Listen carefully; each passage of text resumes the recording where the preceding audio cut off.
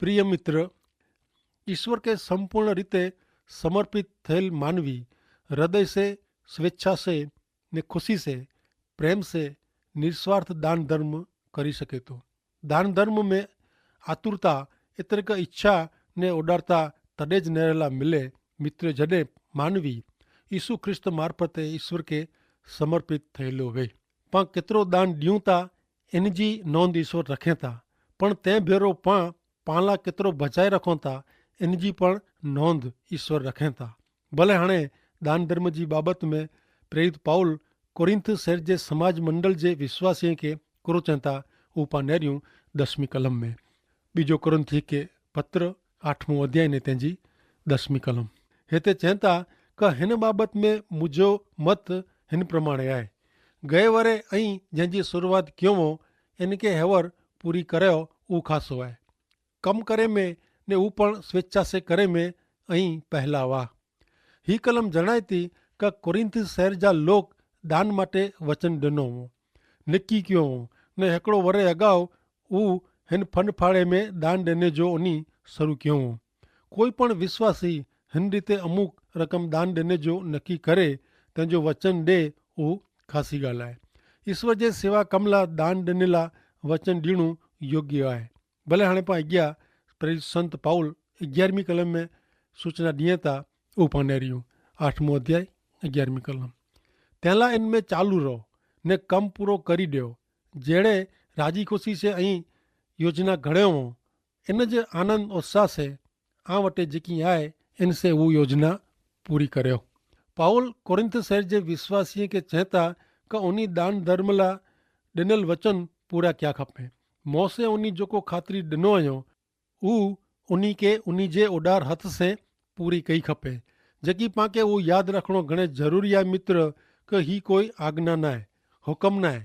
दान धर्म करेला वचनबद्ध थे जी कोई आज्ञा पाण खे ॾिने में आवे ई न आहे। ही कलम एतिरो ज़रूरु चए थी कि जब पाण दान ॾियण लाइ वचनबद्ध थिया हुओ त पोइ पाण खे पंहिंजो वचन पारियो ज खपे। प्रेरित संत पाउल अॻियां 12वीं कलम में चए था कि ज ऐं दान ॾियण लाइ तयारु हुओ त आ वटि जेको न आहे इन जे आधारे न पण आ वटि जेकी आहे इन जे आधारे ईश्वर जी भेट स्वीकारींदा। हिते घणे महत्व जी ॻाल्हि जणाए में आई आहे जेको नोंधपात्र आहे। हरेक व्यक्ति के पिंड वटि जेको आहे इन जे आधारे दान धर्म करणो ने ऊ पण राजी खुशी से। पिंड वटि जेको न वे इन जे आधारे कोई पण व्यक्ति के दान धर्म करे जो वे नथो। दान धर्म केतिरो करणो उहो किन रीते नक्की थी सके। अलॻि अलॻि विश्वासी जी आवक अलॻि अलॻि वे थी। एतिरे आवक में तफ़ावत जे कारणे दान धर्म लाइ क्या सिद्धांत अपनाए खपे। पाउल कोरिंथ शहर जे विश्वासी खे केतिरा सिद्धांत ॾिए था ऊपा नेरियूं। पहलो सिद्धांत हरेक व्यक्ति जेको वचन ॾिने आहे उहो पारिया खपे। ॿई बाबत हरेक व्यक्ति खे यथाशक्ति प्रमाणे दान करणो। टेई बाबत हरेक व्यक्ति खे केतिरो दान धर्म करणो उहो नक्की करणो। चौथी बाबत हरेक व्यक्ति के इनके ईश्वर जा आशीर्वाद मिलिया ई इन प्रमाणे दान धर्म करणो। ईश्वर पाण खे एतिरे लाइ ॾिए था कि पाण इन में जा ॿिए खे ॾेई सघूं। पाउल चवनि था कि आ वटि जेको न आहे इन जे आधारे न पण जेको आहे इन जे आधारे ई दान धर्म करियो। त्यागमय दान धर्म पंहिंजी आर्थिक जवाबदारी फुगाए विझे जो चवनि था। हा दान उॾारता से ज़रूरु ॾियणो खपे पण इन रीते न का आंजा कुटुंबी जन आंजो परिवार पाए जी ज़रूरियात से बाक़ात रही वञे न। ईश्वर जा वचन अहिड़ो शिक्षण ॾिए नथा। आंजे आर्थिक टेके ते निबंधल आंजे कुटुंब जे सभ्य के पूरो पाड़े वग़ैरह जा रखणा उहो अहिड़ो दान धर्म करे जो ईश्वर जा वचन चवनि नथा।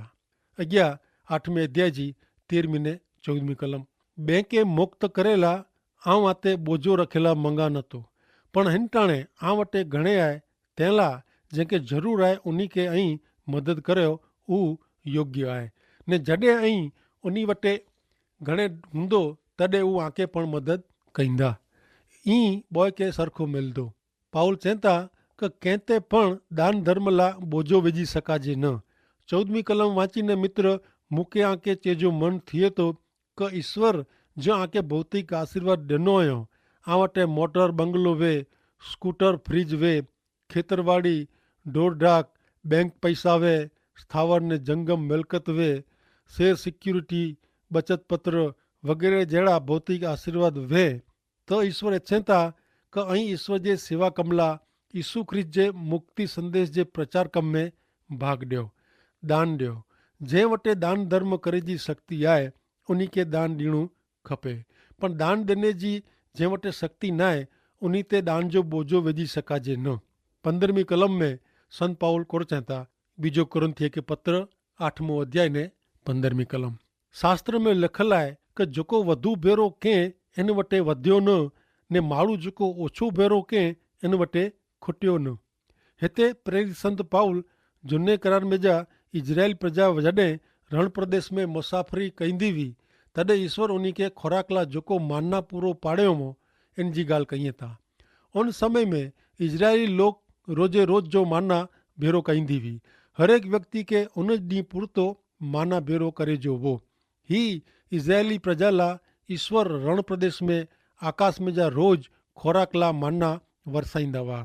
हाणे माना भेरो करेला केतिराक लोग वॾा वॾा टोपला खणी वेंदा हुआ ने चवंदा हुआ कि पां वटि भराजे एतिरा टोपला भरी गिनो। अहिड़ा लोग उन्हीं जी ज़रूरियात करता वधू प्रमाण में लालचू वारे जी माना भेरी कंदा हुआ। पोइ कोड़ो थियो, रोज़ जो खाधे पुरतो भोजन करी गिने पोइ जेको वधियो वे उहो ॿिए ॾींहं तां फिटी वेंदो हो। ईश्वर जी योजना हुई कि हर एक व्यक्ति के इन जी ज़रूरियात पुरतो ज मिले, वधारे न। हाणे नेरियूं मित्र 9वें अध्याय जी 6 कलम में पाके नेरला मिलंदो कि ही ॻाल्हि यादि रखो, माण्हू जेको थोड़ा बिज वावे थो इन जो पाक पण थोड़ो थिए थो, पर माण्हू जेको घणे बिज वावे थो इनके घणे पाक मिलंदो। ऐं मना तो कि पां ईश्वर साथे जहिड़ो व्यवहार कयूं था अहिड़ो ज व्यवहार ईश्वर पाण साथे करींदा। ऐं मना तो कि ईश्वर पंहिंजे हिसाब किताब जा चौपड़ा रखें था। ईश्वर पाण ते कोई नियम जी जूसरी कि बार फुगाई नथा, कारण ईश्वर इच्छे था कि पंहिंजो दान धर्म हिकिड़ो कृपा जहिड़ो हुअणो खपे। हिकिड़ी इच्छा हुअणी खपे, ॾिने जी इच्छा। दान धर्म हिकिड़ो मज़ा वारो अनुभव हुअणो खपे। दान धर्म मानवी ला हिन दुनिया में ख़ासि अधिकार जहिड़ो आहे। दान धर्म करे में सुख, मज़ा ने धन्यता आहे। ही ॻाल्हि कदाच कंहिंखे न गमे, पण पाउल हिते उज ॻाल्हि कईं था। 10 થી 15 कलम में जा दान धर्म ला 4 सिद्धांत ओपसी अचनि था। ऊ पानेरियूं पहली बाबत, राजी खुशी से दान कणु ऊ दान में आई जेको रक़म ॾियो इनू वधू महत्व जो आहे। ॿई बाबत, आंके आंजी आर्थिक जवाबदारी पूरी करिणी ज खपे। त्रई बाबत, जंहिंखे ज़रूर वे इनके मदद करियो त ऊ पण आंके ज़रूर पवंदी तॾहिं आंजी मदद करींदा। चौथी बाबत, यीशु ख्रिस्त पर जो प्रेम लागणी जाहिर करेला आंके दान ॾियणु ज़रूरी आहे। एतिरे ला न कि इनसे आंके कीक मिले, पा किन रीते दान कयूं था ऊ यीशु ख्रिस्त पर जो पंहिंजो स्वारपण वताए थो।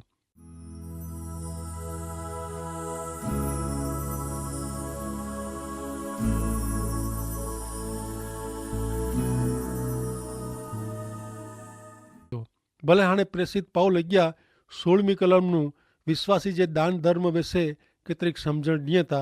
16वीं कलम में हू चए था, बीजो कुरिन्थी 8वां अध्याय ने 16वीं कलम, आंके मदद करेला असां जेतिरी ज इच्छा ने तैयारी तीतस वताए, इनसे ईश्वर जो आभार असीं मनो था।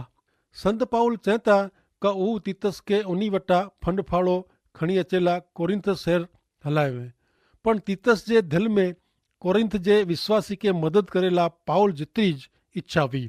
यरूशलेम जे समाज मंडल जा गरीब विश्वासी ला फाड़ो उघराए जी तीतस के पाउल जेतिरी ज इच्छा हुई।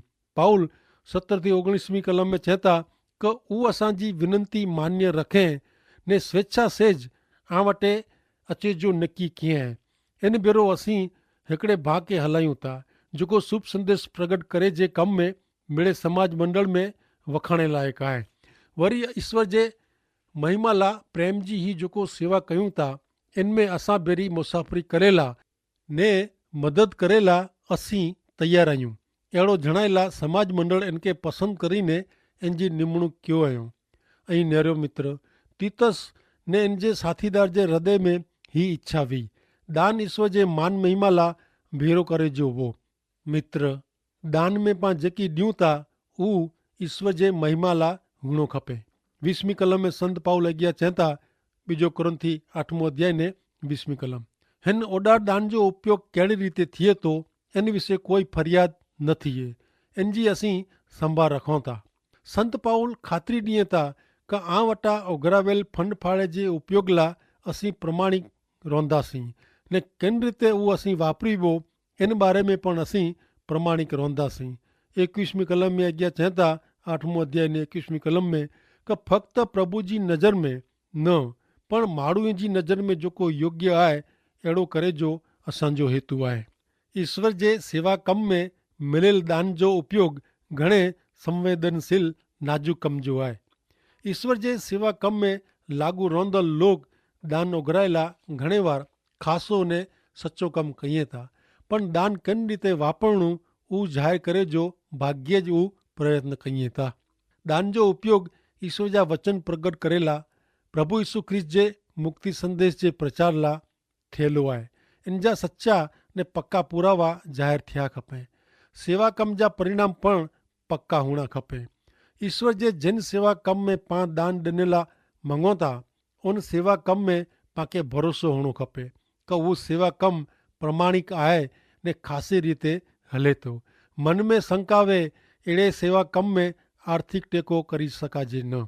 पाउल जहिड़ो पाउल ईश्वर जो सेवा कम पिंड करे थो तंहिं लाइ ख़ातिरी ॾिए थो कि 8 अध्याय ने 21वीं कलम में फक्त प्रभु जी नज़र में ज न पण माण्हू जी नज़र में पण जेको बरोबर आहे उहो करे जो असांजो हेतु आहे। जिन हेतु लाइ दान ॾिने में अचे थो उहो ज हेतु लाइ दान वपरायो खपे।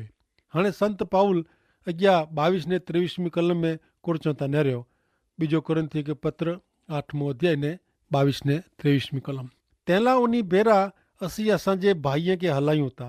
असीं घणे वार इन जी तपास कई आहे ने हमेशा उहो मदद करे लाइ तयारु वे थो। हाणे इनखे आमे घणे भरोसो आहे तंहिं लाइ उहो मदद करे लाइ वधू तयारु आहे। तीतस विषय चवां त आंखे मदद करे में उहो मुंहिंजो साथी कमु करींदल आहे। इन बेरा अचींदल ॿिया भाउ समाज मंडल जा प्रतिनिधि आहिनि, उहो ख्रिस्त जो महिमा प्रगट कयूं था। कोरिन्थ शहर जा विश्वासी तीतस ते भरोसो रखी सघे। तीतस सचो अहवाल ॾींदो, उहो लोग पाउल ते पण भरोसो रखी सघे। पाउल पण उन खे अहवाल ॾींदो। भेरो करे में अवल दान कोई हिकिड़ी व्यक्ति यरूशलेम खणी वञे वारो न आहे। हाणे छेल्ली कलम नेरीबो त 24वीं कलम में प्रेसित पाउल कोरिन्थी शहर जे विश्वासी समाज मंडल जे लोक खे कुड़ चवनि था, ॿिजो कुरिन्थी 8 अध्याय ने 24वीं कलम। हिते चवनि था कि उन ते ऐं आंजो प्रेम वताइजा जेथी मिड़े समाज मंडल खे ख़ातिरी थिए कि असीं आला अभिमान कयूं था, इन जी उन खे ख़बर पए। पाउल कोरिन्थ शहर जे विश्वासी जे प्रेम जो पुरावो मङे थो। ऐं नेरो मित्र, दान विषय पाण खरेखर गंभीर हुआ था। दान धर्म में शब्द बोलणा इन करता कंहिंक वधू आहे। दान ॾियणो उहो पंहिंजो प्रेम ज़ाहिर करे जो व्यवहारू मार्ग आहे। अॼु त घणे विश्वासी उन युवान जहिड़ा आहिनि जेको पंहिंजी प्रेमिका खे हिकिया लिखे वे कि तौला त आऊं 7 दरिया पार कयां, तौला त आऊं ऊने में उनी नदी तरी वञा, तौला त आऊं हिमालय पार करीने पण अचां, तौला त आऊं दोखदल रेती मथां हलीने अचां। पोइ पंहिंजे पत्र जे अंत भाग में उहो जवान ताज़ी कलम में लिखे वे कि बुधवार जो वरसाद पवंदो न हूंदो त आऊं तोखे मिले ला ज़रूरु अचींदो। पाण मुंहिंजा जा घणे लोग के मित्र पिंड यीशु ख्रिस्त खे कहिड़ो प्रेम करे थो इन जा गीत गाते जो शौक़ु वे थो, पण यीशु ख्रिस्त लाइ वधू त्याग करे जो उन खे गमे नथो। संत पाउल कोरिन्थ जे विश्वासी खे विनंती करे थो कि उहो पंहिंजे प्रेम जो पुरावो ॾे। ईश्वर पिता खे आसीस ॾियो। आमीन।